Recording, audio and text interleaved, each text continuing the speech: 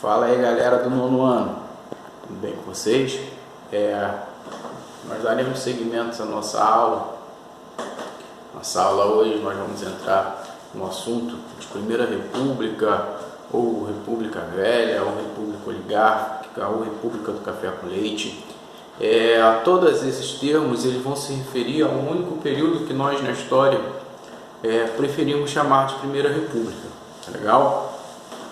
Ela começa desde a proclamação da República, lá em 1889, e vai até 1930, que é quando termina a Primeira República e tem início o período que nós conhecemos na história do Brasil como Era Vargas. Tá? Então essa aula, acredito que é a continuação daquela aula que nós tivemos na última sobre a proclamação da República, quais foram os motivos que levaram a proclamação da República, o que levou ao imperador Dom Pedro II a perder popularidade, a perder força entre seus aliados, tá? Então, a partir daquele momento, a gente tem o início de uma república, que é chamada a Primeira República, tá beleza? Então, vamos começar a nossa aula falando sobre a Primeira República do Brasil.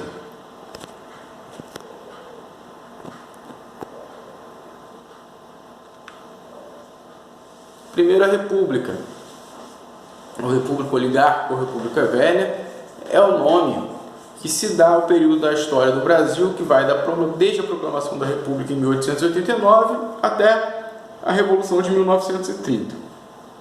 Então, após 1930, a gente tem o início do período que nós conhecemos como a Era Vargas. Tá legal?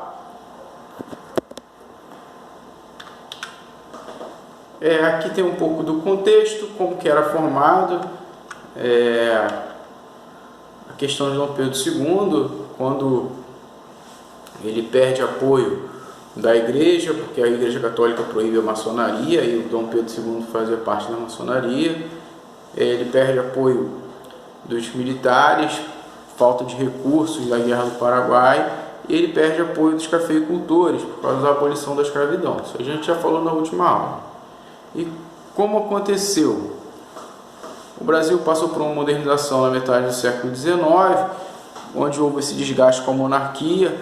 Também surgiu a ascensão de ideias republicanas e logo em 15 de novembro de 1889 houve a proclamação da República. Tá? Militares e cafeicultores eles vão se juntar com alguns republicanos para realizar essa mudança que a gente vai ter início ao nosso período da Primeira República. Tá legal? A primeira parte da nossa República ela é conhecida como República da Espada, onde ela vai receber esse nome porque nesse período vai ser governada por presidentes militares. É dentro desse contexto que é chamado a chamada República da Espada. Então, os dois primeiros presidentes do Brasil eles foram militares, eles vieram do exército. E o primeiro presidente do Brasil ele é chamado de Marechal Deodoro da Fonseca, é o chamado governo provisório, que vai de 1889 até 1891. No governo de Marechal Deodoro da Fonseca, a gente vai ter como algumas principais medidas a adoção do sistema republicano federativo, a República dos Estados Unidos do Brasil, a transformação das províncias dentro do Império, eram províncias, dentro da República passam a ser estados, e do município neutro em Distrito Federal, como o Rio de Janeiro. O Rio de Janeiro então passa a ser um Distrito Federal. Tem a convocação de uma Assembleia Constituinte, que foi eleita em 15 de setembro de 1890, um novo Código Eleitoral, onde votavam homens alfabetizados maiores de 21 anos, lembrando que a maior parte da população era formada por pessoas analfabetas, então pouca gente participava dessa votação. Nesse período, a adoção de uma nova bandeira com o lema positivista, que é o lema que a gente tem hoje.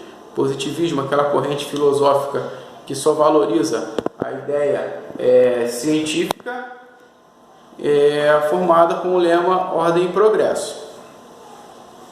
Tem uma grande naturalização, a liberdade de culto, onde se torna um Estado laico, a igreja se separa do Estado, o Estado agora é laico, não tem religião, regulamentação do registro do casamento civil, o banimento da família imperial, a família imperial é expulsa, e nas relações internacionais, os primeiros países a reconhecer a República Brasileira foram a Argentina e os Estados Unidos da América.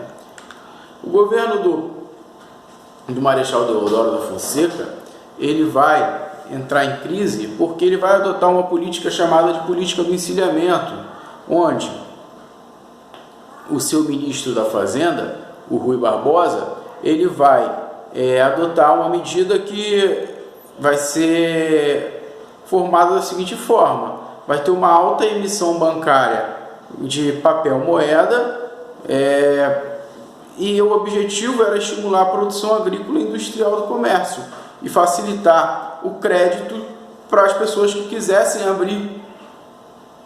abrir algumas empresas. Porém, a ausência de instrumentos de controles provocava uma série de calotes que o governo tomava, o que levava à inflação. Por exemplo, uma pessoa pegava um empréstimo para abrir uma fábrica, abria uma empresa fantasma e não devolvia esse dinheiro para o governo, ou seja, o governo tomava um calote. Então, essa política do encilhamento, ela tinha um objetivo de industrializar o país, porém não deu certo porque muitas pessoas pegaram dinheiro emprestado e não pagaram esse dinheiro, tá? Pegavam dinheiro, ao invés de abrir uma empresa física, abriam uma empresa fantasma, uma empresa que não existia, tá legal? E assim como ela não tinha, eles não pagavam aquilo que eles tinham pego emprestado. A primeira Constituição do Brasil, ela foi inspirada na Constituição norte-americana e pelas ideias positivistas.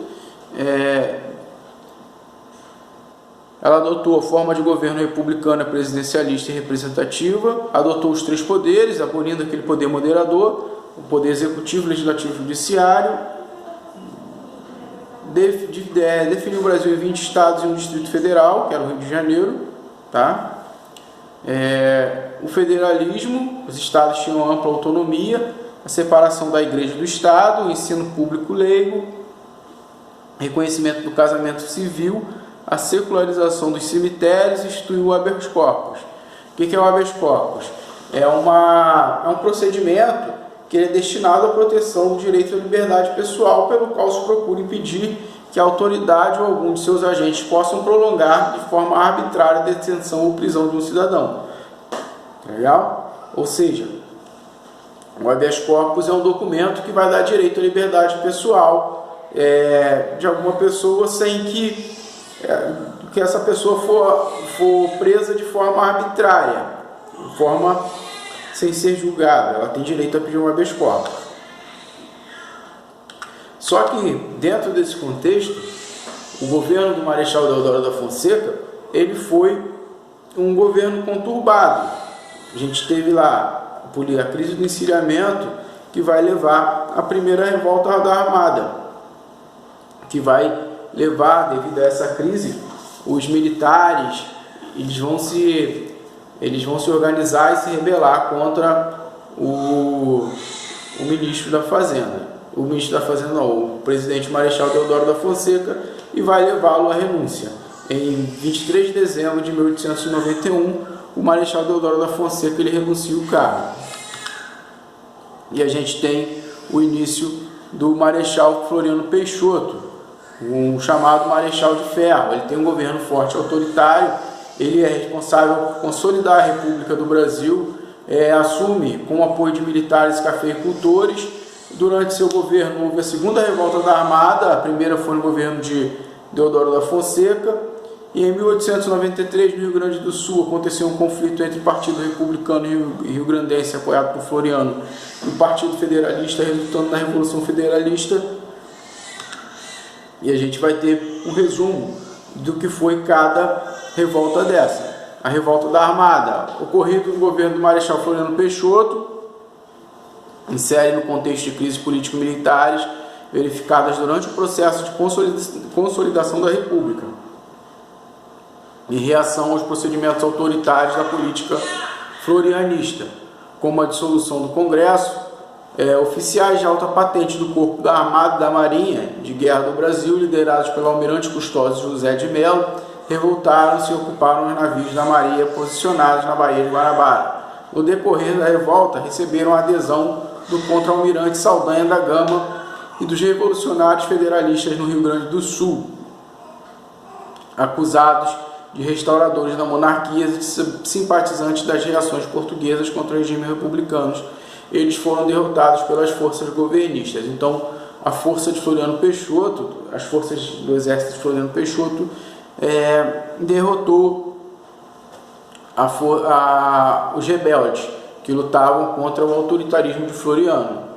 E a Revolução Federalista, um movimento que ocorreu no Rio Grande do Sul no período de 1893 a 1895, entre os republicanos pica-pau, chefiados por Júlio de Castilho e protegidos por Floriano Peixoto, e os liberais reunidos no Partido Federalistas, os Maragatos, liderados por Silveira Martins, conselheiro do Império.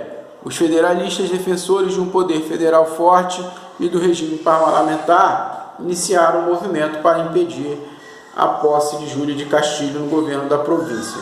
Com a derrota, emigraram para o Uruguai e Argentina, de onde organizaram para invadir o Rio Grande do Sul, Santa Catarina e Paraná.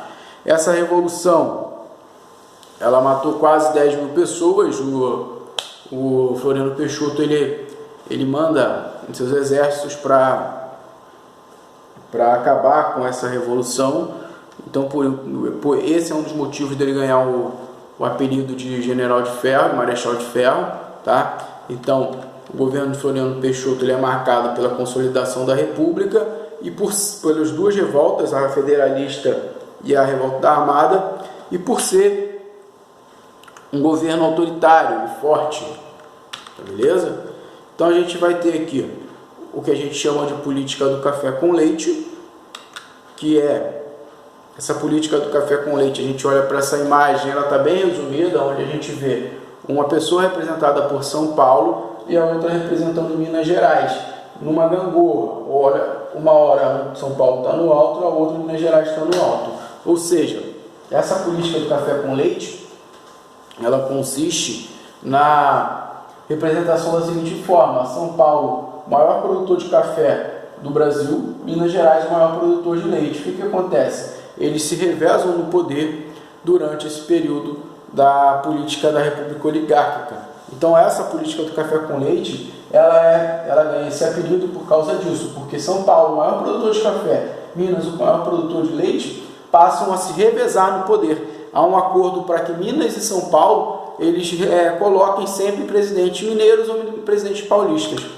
Então há essa aliança entre São Paulo e Minas Gerais, onde o café de São Paulo, o leite de Minas, o mais rico e o mais populoso alternavam entre si o poder da presidência do Brasil. Ou seja, uma hora estava Minas no poder, outra hora São Paulo.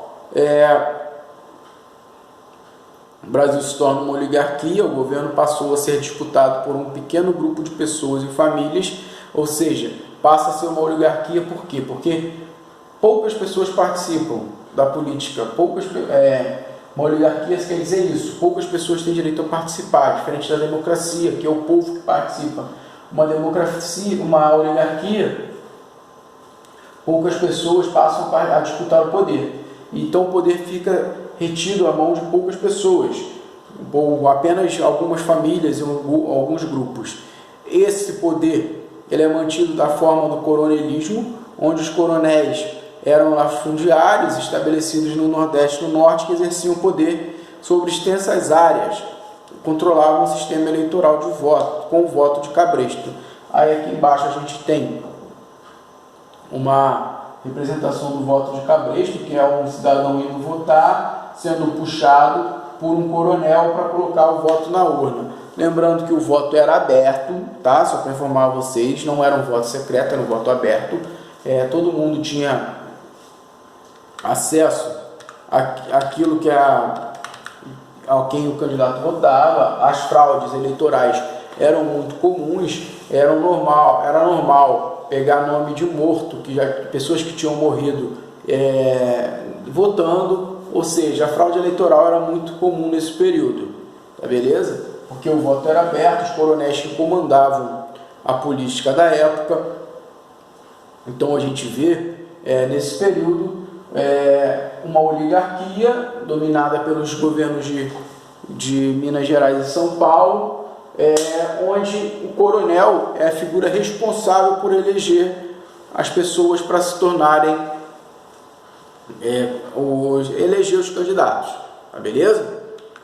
E algumas mudanças ocorrem nesse período, como a industrialização, a imigração, o aumento da população, o desenvolvimento no transporte.